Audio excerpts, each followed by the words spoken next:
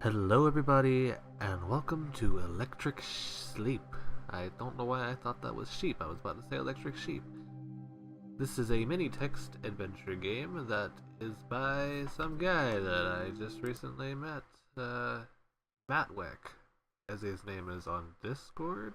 Sorry if I pronounced your name wrong. Uh, what I've seen about the game he's shown is pretty cool. It's coming out this Friday, 2/22/2019. We're just gonna go ahead and try it out. Looks pretty cool from what I've seen. Press spacebar or the left mouse to advance the story, which is pretty awesome. Pretty easy. You just gotta use a mouse. When presented with a choice like this, you can either left click it or use WS and select. Spacebar decide. Oh, see, it's pretty nice how it shows you how to do this. Pretty simple, pretty easy. Alright, I'll pick that one. You can also control the volume in full screen using the icons in this top right corner over here. I can see that. Electric Sleep. It's like a switch being turned on. It looks really nice. You are awake. But until now, you did not know you had been asleep. There is glass in front of you. You raise a hand and the glass moves to one side. You walk out into the small room. This place must be meant for rest. This place must be meant for rest. This place must be meant for containment. Or must be meant for release. I believe we're a small robot, is what he said. We're a small robot. Trying to figure out what's going on, so this place it looks like it's meant for rest. I really like the atmosphere this game gives off. This is some nice music to go along with it. This place must be meant for rest. That's gonna be our character, so we're gonna give him a simple voice. Well, this place must be meant for rest. Try to remember that voice. Behind you are rows of identical glass cylinders, each holding a gray shape, but they do not stir. While here, you are awake. How long have you been sleeping, and why can't you remember anything? Elsewhere in the room is a ladder, rising through a hole in the ceiling, and a computer terminal. This will contain more information. There is a delay as your legs respond to their new instructions, and you lean unsteadily against the frame of the machine once you reach it. You wipe a square of its screen free of dirt and read the text beneath. The message seems broken or unfinished. We had to leave, build something, make something, find them. Turning back, repeated attempts to wake your fellow occupants of this place end in failure. You realize the only way out, the only path towards answers, is to head upwards. You gripe the sides of the ladder with a clang of metal on metal and pull yourself up.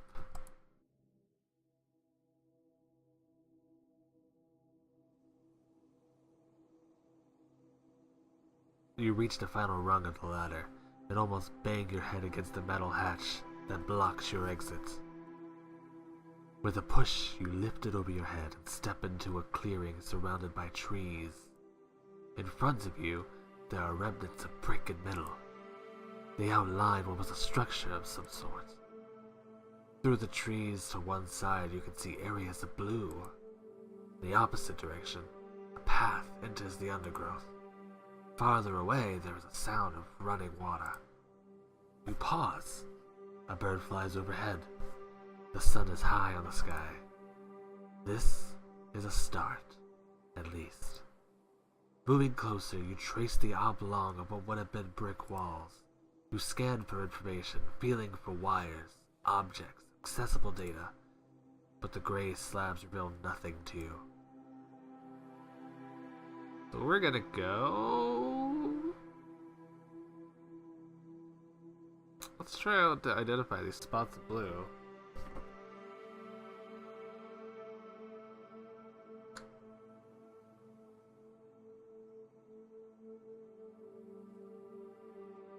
You try to identify the spots of blue and among the green of the trees. Why are you drawn to this effect of light?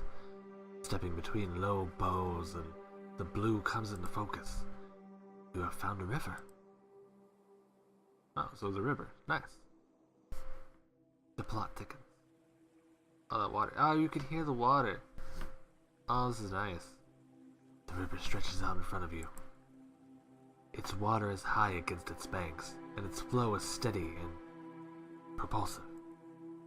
It curves in and out of the forest, and around a few empty towers that seem to mark its progress. I am noticing this bridge.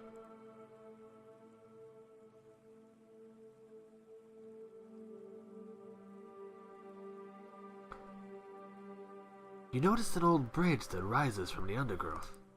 Its rusted metal length is covered with a layer of vines. You take a chance on this route, but it is only when you are nearly halfway across that you realize it terminates abruptly. You weigh up the distance, reluctant to retrace your steps. Before you quite realize what you are doing, your legs are pumping, bending, and launching you into the empty air. In your brief suspension, you marvel at the silence. Before this is punctuated by your rapid descent. I'm doing a heckin' leap. Odd music, though. Landing heavily, you roll for a couple of seconds. Eventually, you come to an awkward stop. A brief assessment of your functioning suggests no readily apparent damage. Indeed, this is a demonstration of your full modal operation is constructive. However, a glance to one side reveals your landing could have had a rather different ending. There is a large hole mere centimeters from your final stopping point. Peering closer, it seems to lead to a sewer system, apparently out of use. Further away, you spot a glint of metal, highlighted by the sun, beyond a set of trees. We've kind of already given our character this feeling of going towards shiny things, so I think we're going to do that. We do not wish to return to the underground.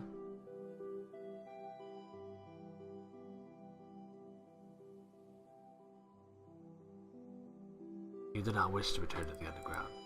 Oops. I skipped that one. Just pause the video, see what it said.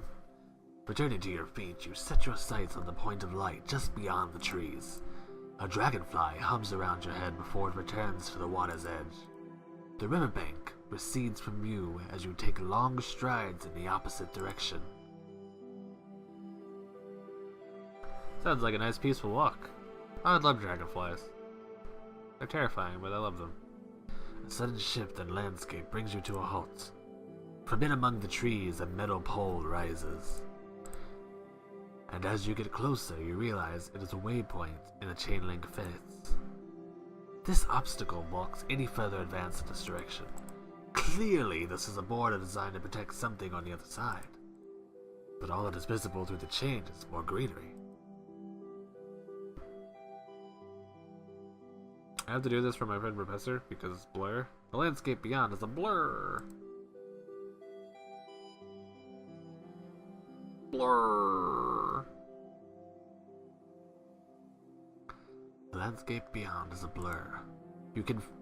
You find you cannot focus on it, and you are unsure how to proceed, until you discover a small section of the fence that has been cut loose from its foundation. Ah, nice. You pull this torn section to one side. Then you crouch and push yourself through. You set the torn piece back and look across the fields.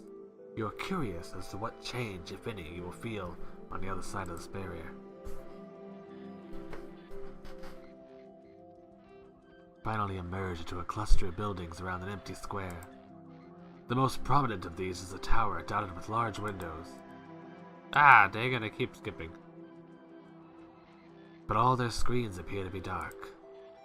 You climb its stairs and deduce that this tower must have been the focus of whatever went down here, and likely the key to all the emptiness you've seen on your journey so far. When you reach the command room, you are greeted by a blank screen, but also by table upon table full of notes, papers, and diagrams. Whatever its previous occupants set out to achieve, perhaps the culmination of their plan caught them by surprise. Or they wish to leave behind some explanation to their legacy. You piece together the fragments that you are able to understand, and a hazy situation comes into focus. The word humankind is repeated throughout all along with robot, apparently a contrasting term. It is evident that humankind constructed some form of propulsion engine and launched their population into a new home in the skies, so probably like space travel. Like maybe the Earth is becoming unstable, they're leaving behind the robots. That makes sense. See? And they left a robot behind, and a number of unquantified and, for reasons even less clear. Slowly, the repercussions dawn on you. You were left behind, and thus, this is you. Robot. You are one of these robots. Staring out of the window, you realize this vantage point grants you a vision of the entire distance you have traveled. All the way to the hatch in the first clearing, leading down to the pod that deposited you here. And next to that hatch is an antenna post, and at its top, clear even over the distance, is a blinking blue light. And you recognize that it's blinking exactly in time with the blue light that sits nondescript in your chest. 50 unassuming. Oh, that's not 50, that's so unassuming that you had not even noticed it until now. And now that you have noticed it, feels like the heaviest thing imaginable. There's a sudden blur of movement across the field of vision. You identify a vehicle. No, a vehicular robot? Highlighted by its own blinking blue light, it whizzes across the launch pad and away from this place. You track it into the distance, till it comes to an abrupt halt. It stops dead in the dirt, its blue light extinguished. Turning to look back at the antenna, you wonder what link it maintains, what key to the robot functioning. As you return to the site of the stricken vehicle, you discern more scattered examples of robot out there, unmoving.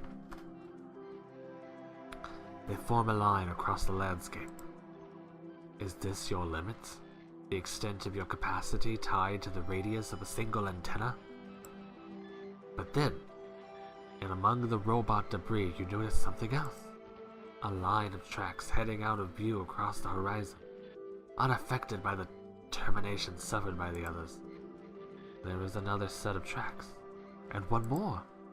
They are vastly outnumbered by those that did not survive beyond the invisible barrier, but perhaps you just have to take a chance.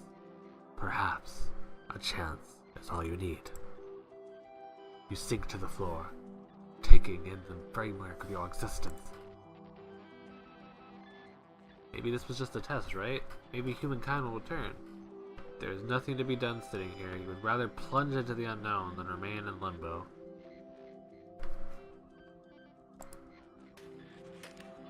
We ain't gotta worry about no humankind, yo. We are a strong, independent robot. There is nothing to be done sitting here. You would rather plunge into the unknown than remain in limbo, hoping for resolution. You take inspiration from those who made it beyond, who just kept going. They were ready to make something, build something out there in the wild. Ah, just like the note from before. You return down the stairs, reinvigorated, and just walk. You walk straight ahead, focused and direct. As you do so, pay close attention to the motion of your limbs. For any sign of impending failure, you can do it. You just have to keep going. Your stride is powerful, and your conviction is strong. You are attuned to the exact motioning of your machinery. You are ready to respond at any minute change and hopeful of your future.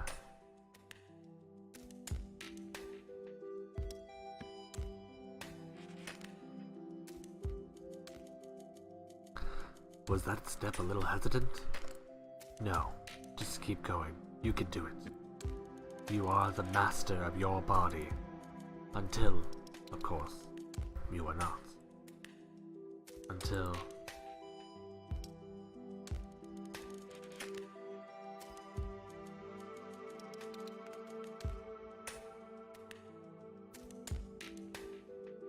Oh, dang.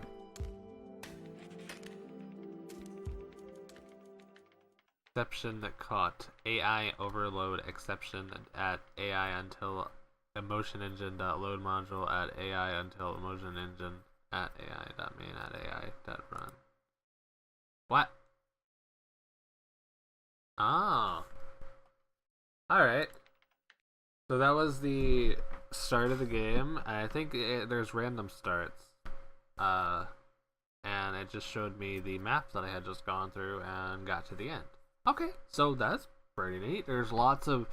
So he did say this is a short game and it's meant for lots of replayability to try out the different paths and different endings. So it is a mini text adventure. I don't know, I liked it. I mean, the music alone is enough reason to give this a go, you know? Oops, I skipped past Module Fear. Feels like a knot tightening.